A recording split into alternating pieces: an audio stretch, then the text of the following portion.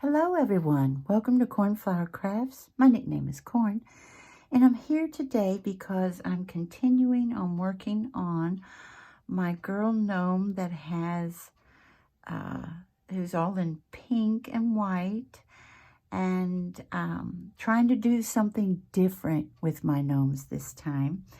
As you all know, if you've been in my channel before, you know that my ballerina tiny gnomes would be just a little nose. This is wooden one on each of these. And the hairstyle I would give them, see, this is all hand stitched. These guys are. This one has the ballerina bun and a bow. I had these, I've done a video on these. This is some time ago. And then this one has the braids, and this hair is done with that one over there. The bun was done with yarn. This is done with yarn also, but cotton yarn. And then this one is the braid down the back, out the top of her hat.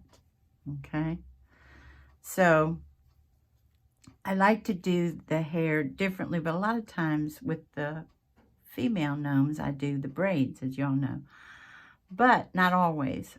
If you saw the one that I did for Katamia, Paper Confessions with Katamia is her channel. If you saw the one I did for her, this is what I'm working on for mine right now. I did this, okay? And I've only done this for her, and because it takes a lot of time, and it's not, it's boring. It's not fun. And the reason I'm not showing you what I'm working on, as I showed it in my last video, is because I'm nearing the end. Not there yet, but I'm nearing it. So this is her little hair piece. And this yarn came from Dollar Tree. And something tells me I might want to invest in, it's not bad, really. It's just not bad at all. It's nice yarn, but something tells me I might want to experience. I'm not going to get the yarn that's super, super expensive, but just another, very similar to this, just to see if I can unravel it, you know what I mean, easier than with this one. This one isn't difficult, but you know what I mean. So what I do, I don't know what other people do, because this, to me, what I'm making is home decor. It's a piece that I'm putting in my living room, and I've done gnomes that I donated, and that's what I want to ask you. If you've been here before and you've seen my gnomes from the past, just a quick question. I don't put the prices on it. The store did, and it's a store that helps the community.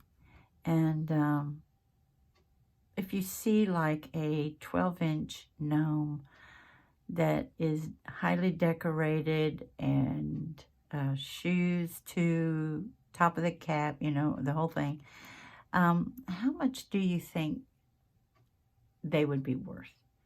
I'm not looking for flattery here. I'm asking the question because they sold all of them but one, and I saw what they put on, the price they put on that one, and I was like, oh, really?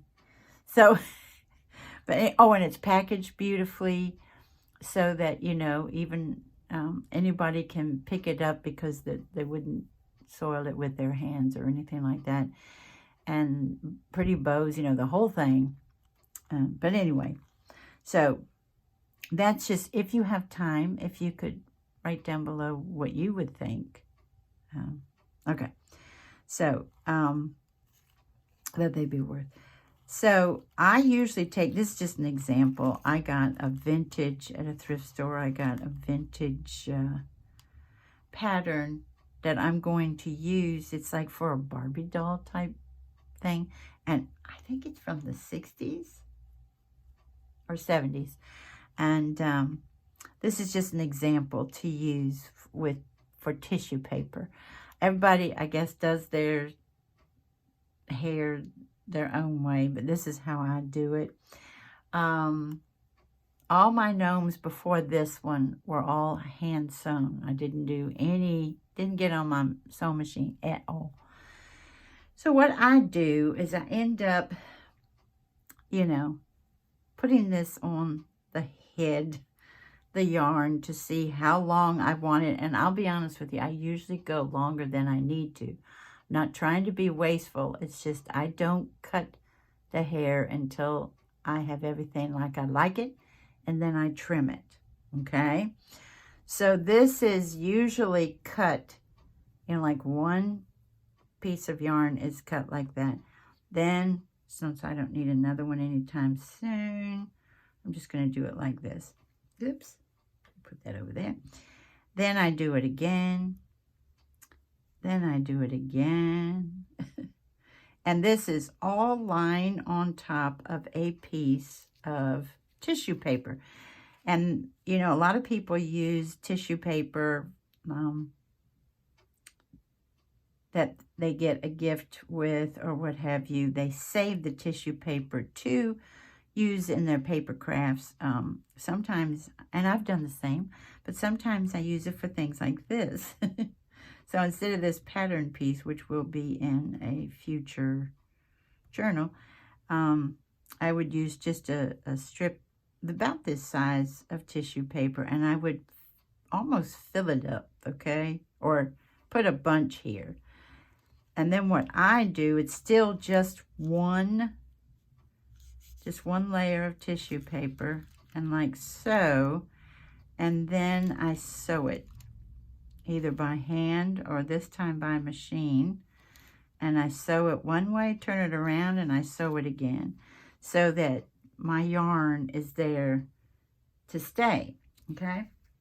And then after it's sewn, since you're dealing with just one layer of the, well, two layers really, because you've got it like this, then this has already been perforated by the needles, so you can just very gently tear it away from the yarn, and that's when you've got this, okay? I didn't know what to put it on so that you could still see it. And yes, I had pink thread because of the pink dress. I had the pink thread in my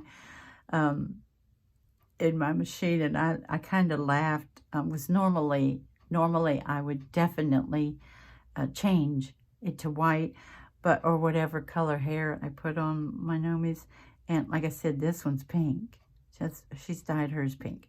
But anyway, so you see, I've gone back and forth with my machine. I think she looks like she has an extremely clean scalp. Let's go with that. And as you also see, I did not unravel. Here's the unraveling ones. And I didn't do it all the way up because, remember, she has her cap. Gnomies do wear their caps. Remember, I love the Book of Gnomes that came out in the 1970s. Okay. So, and I'll show you how I got that. But if you don't like that look, if you're like, boy, that looks like every single strand, which I do like, you can do it like this. Whoops. Which is just unraveling it in half. Okay, hopefully that's showing up okay. Whoops. This is slick. So this is in half. Okay, it's just a thicker, but it looks like you just get a wonderful coil almost like that. Okay, so what I do, and like I said, this is very time consuming for me. I would suggest you put on a wonderful movie that keeps your interest, because this won't. Now, maybe you find it fascinating and relaxing. I don't know. It doesn't fascinate me. But what fascinates me is I love the results. So you're just going to, with your 2 You know, if you want to go just down the middle, you saw what I did with the end. And you just get 2 on one side, 2 on the other. And there's certain ways you can do this. But for me, and with the Dollar Tree yarn, I go pretty, you know, as you see, I'm not Speedy Gonzalez. I go pretty quickly or gingerly, really, not quickly. I go because I have had it, I'm going up, you know, and then I've had it want to stop. And I'm like, uh-oh, don't want that to happen. So sometimes I have to really finagle it to go all the way up to there. So that's how it would look if you just do it right down the middle. Okay, and let's go back. Since I'm doing every single one, I just did that to show you all what it would look like in case you all wanted to do yours that way. And then to do every single one, then you're gonna put, you know, divide that as well, the strands, I guess. I'm personally not too familiar with yarn terminology. My grandmother was an avid knitter. I mean, she made me the most wonderful outfits growing up that were literally what young people were wearing in the 70s. So, bless her heart. And she also made me some of the most beautiful sweaters you will ever see in your life. Ever. European looking, you know what I mean? Just breathtaking. And I love her dearly. She's been hanging out in heaven for a very long time. Okay.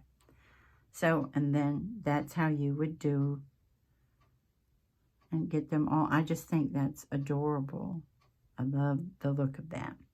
So that's what I'm working on now. But as you see, it's going to take me a while to get the rest of this done too. You know what I mean? And all the ones that I did in half to do them again.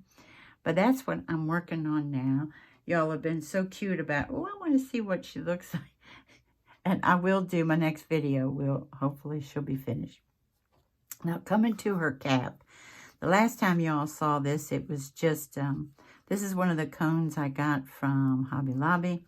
And it just had gesso on it. And then what I did was take my, is it behind me? Yeah, texture paste from Ranger. Super, super light texture paste. You know, a lot of people make this, but super light. And I enjoy working with it. This was difficult for me just simply because of the shape. But I got it in my head that I really, really wanted this. And so with the texture paste and with roses to go with her dress.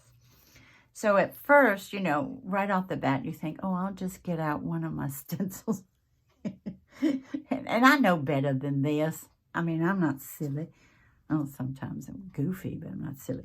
So I know better than to put straight, but I was thinking if I put straight on here, maybe I could just selectively, but the one with the roses, it wasn't going to go.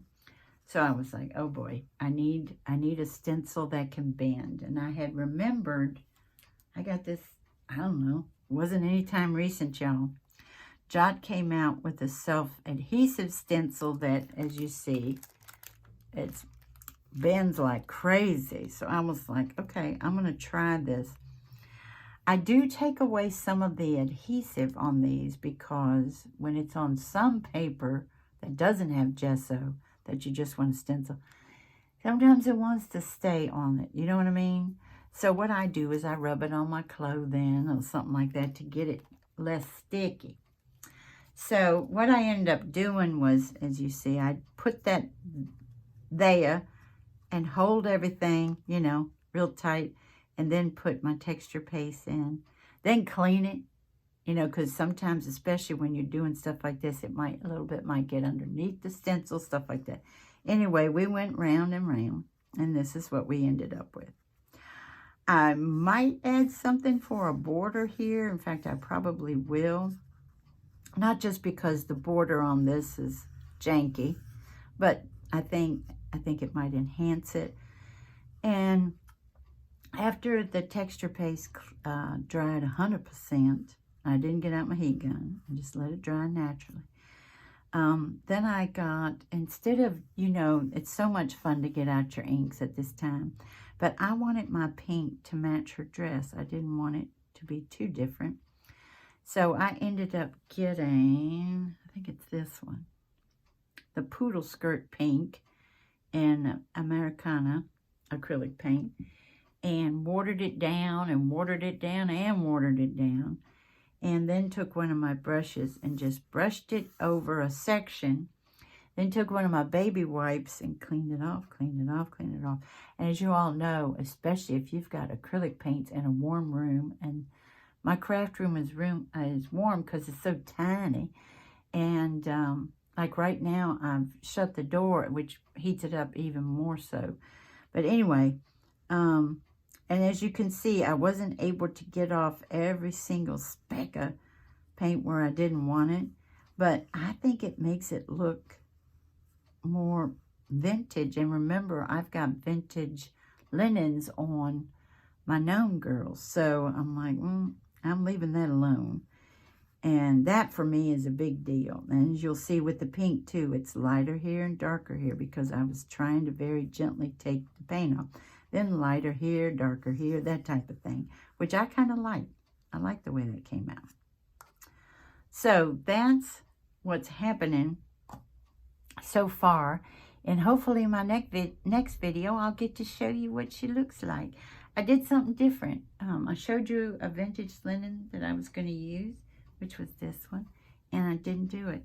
But I did use another vintage linen, and I also did a little embroidery on it to match the embroidery, the vintage embroidery that was already there. So I want to thank you all so much for joining me today, and I hope you have a wonderful morning, afternoon, or evening. Bye-bye, everybody. Take good care.